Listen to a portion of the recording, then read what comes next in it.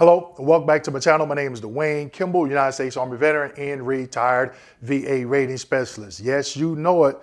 Got another educational video coming today. And today I'm going to be asking you the question, should the VA, Department of Veterans Affairs, VBA, Veterans Benefit Administration, bring back the FDC Clinic? Ooh, FDC stands for Fully Developed Claim. And you can find what it is in the instructions section on the VA Form 21-526EZ. Yes, should the VBA bring back FDC clinics? I'm going to explain in today's video.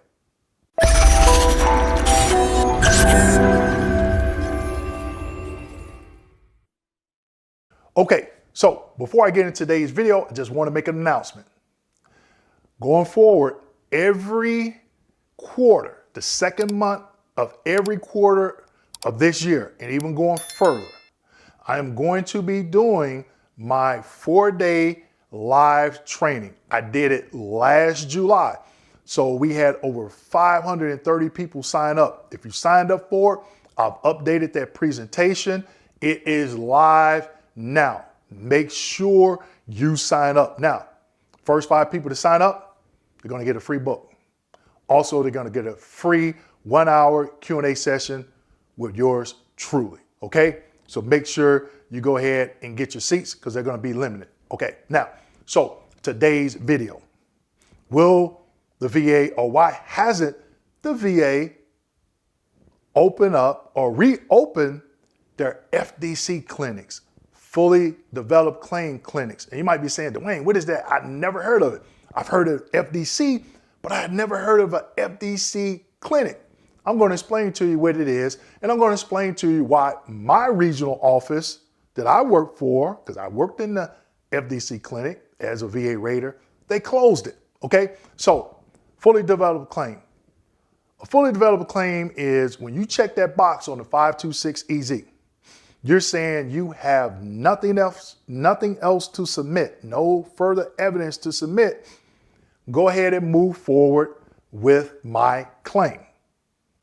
And opposed to a standard claim, you're telling the VA, wait a minute, here it is, here's my claim, but I'm still going to submit some stuff later. So give me some extra time. Okay? Now, a lot of veterans, they'll go with the FDC because they may have a DBQ Nexus statement. Hey, here's everything. Don't wait on me. Go ahead and make a decision. Okay? FDC claims are no longer a priority. So back in, I want to say maybe 2016, maybe 2017 somewhere, the VA, I worked at the St. Petersburg regional office, they created an FDC clinic. Okay, and I'm gonna break this process down to you. It was an awesome process, and you're not gonna believe what we were able to do for veterans, okay? So I volunteered for it, and I get selected. And so basically, what the office was, we had an office in the Bay Pines Medical Center over in St. Petersburg, Florida. A vet comes in, brings a fully developed claim, 526EZ, and some veterans brought DBQs and Nexus statements. That's how my team and I, especially me, know what makes a DBQ sufficient. Because when I worked in this FDC clinic, I was the only one in the office. So I had to make the determination right there on the spot if the DBQ and Nexus was sufficient. If it was, I wasn't going to schedule a CMP exam. I take it back to the regional office. The VSR that I was working with, hey, can you assess this? Okay, VA language, can you assess this? They established an EP, and if I had time to rate that claim before I went home today, I rated that claim. The vet submitted the claim and possibly got a rating decision in the same day. That's what the FDC clinic was able to do.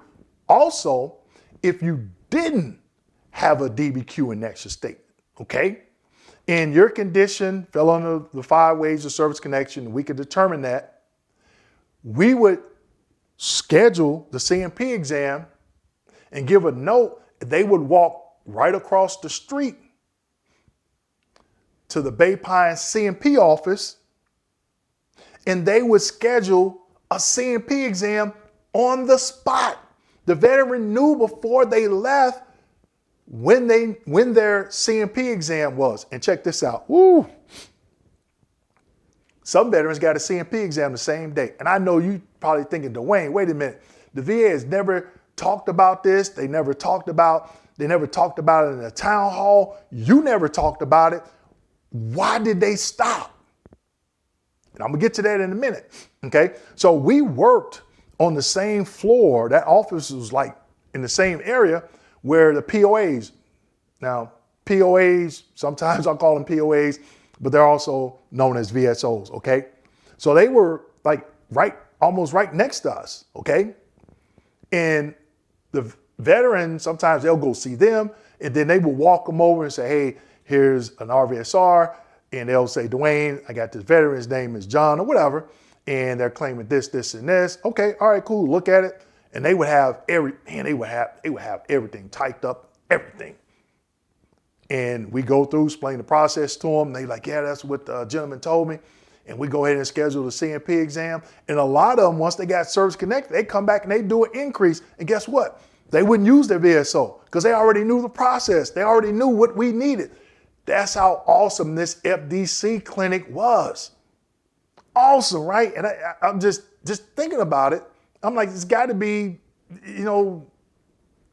more. It's got to be like 50 or 60 offices like this throughout the country. No. And they closed the FDC clinic. They closed that clinic. And I'm like, you got to be kidding me. Why? So when I went to work from home full time, I wasn't able to go and be part of the clinic anymore, okay?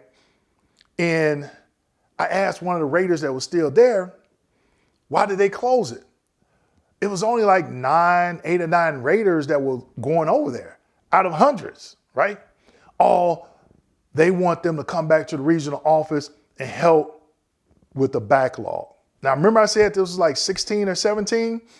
I just did a video last year about the backlog and it's increased. So those 9 raters or whatever didn't help anything as it pertains to the backlog.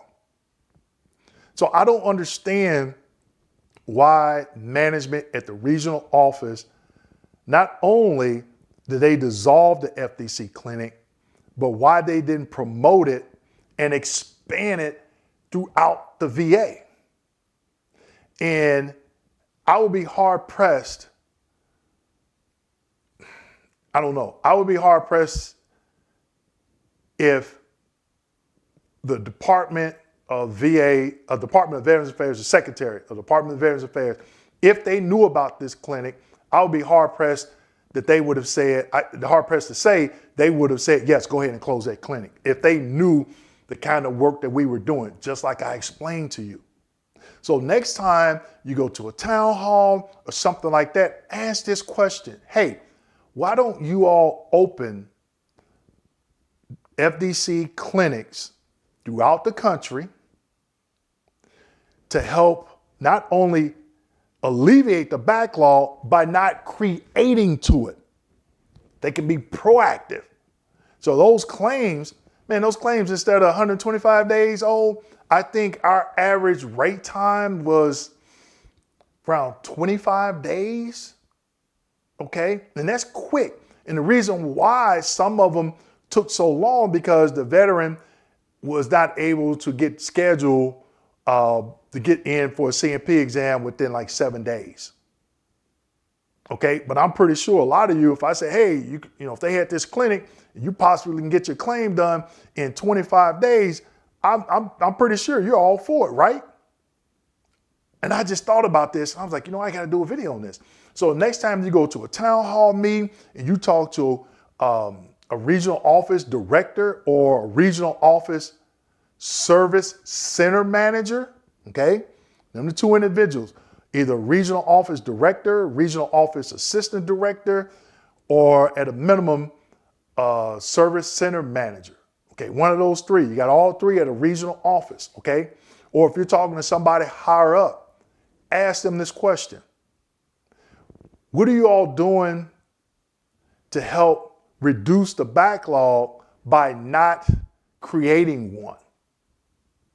And they may say, well, what are you talking about? Hey, I heard Dwayne talk about on YouTube this FDC, it was FDC pilot program.